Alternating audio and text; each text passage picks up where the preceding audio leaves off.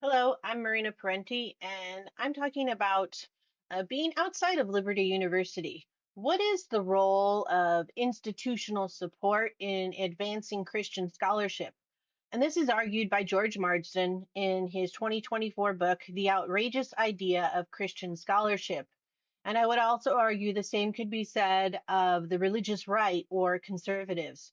Well, Marsden notes that without strong institutional bases, Christian scholars' voices are often lost in the secular academy. I'm going to look at these scholars, Patrick Franklin, Mark Schwehn, and David O'Brien, and how they support or challenge Marsden's idea in community support with specific research institutes and Christian colleges to sustain the inquiry into faith and learning.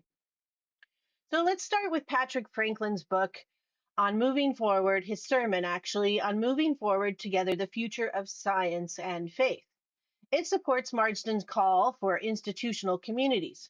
And Franklin talks about the American Scientific Affiliation and Canadian Scientific and Christian Affiliation as crucial networks uniting Christian scientists in pursuit of Christ.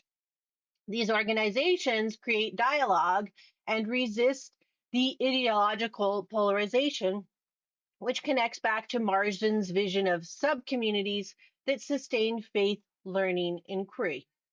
So, by focusing on this unity in Christ, Franklin's work provides a practical model for integrating faith and science within supportive institutional infrastructure. Next, we have Mark Schwenn's 1993 book, Exiles from Eden, which reminds me of Exiles from Egypt, and it offers another perspective. Now, while agreeing with Marsden on the need for Christian scholarly communities, Schwehn steers to the tension between secular academic culture and Christian virtues like humility.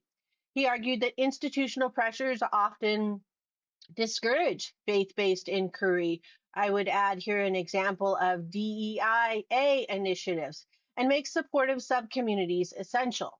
Well, Schwenn's perspective supports Marsden's call for institutional bases, but it also stresses that these must also nurture spiritual virtues to keep up with authentic Christian scholarship.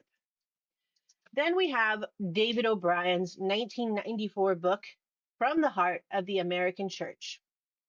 And it supports Marsden's vision by focusing on Catholic universities.